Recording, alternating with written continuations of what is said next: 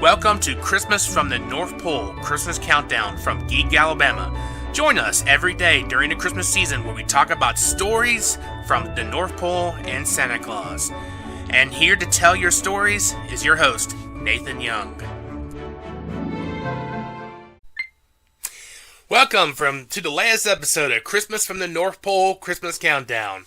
In today's short little episode, we're going to talk about how the North Pole gets its electricity, its water, its resources so it can power itself, it can stay warm throughout the year, and it can run a little city in the middle of nowhere.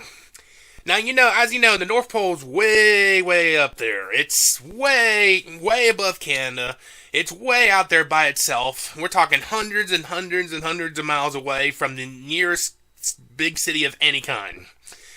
So, do you think a power company is going to run huge transmission lines hundreds and hundreds of miles in remote wilderness and across water and all that to try to get the North Pole powered? No, they ain't going to do that. So how does the North Pole get its electricity? And there's several ways.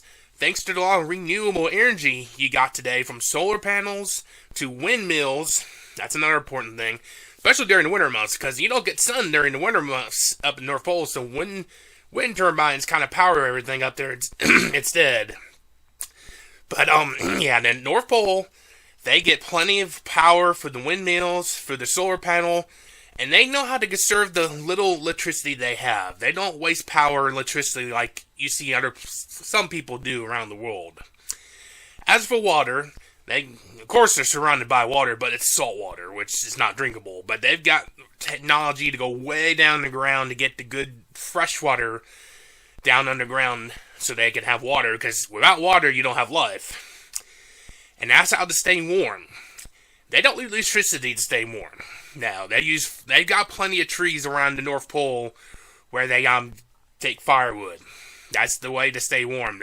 Every building in the North Pole has a wood-burning stove, and if it gets cold, they put wood in the fire, and that's how they stay warm. That's the only way they can do it up there, because they don't have natural gas, and they don't have enough electricity to run heaters, so it's all wood-burning technology. Just like the good old days. And that's probably something that will never change in the North Pole. So, yes, they know how to conserve electricity, conserve water, and they know how to heat themselves to stay warm during the winter months, which can get downright cold and dangerous up there. Alright, so thank you all for listening to this short episode. We'll be back tomorrow with another edition of Christmas from the North Pole, Christmas Countdown. Have a great day, everybody.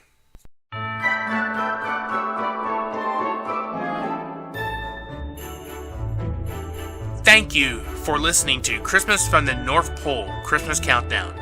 For more stories, articles, and podcasts, please log on to geekalabama.com.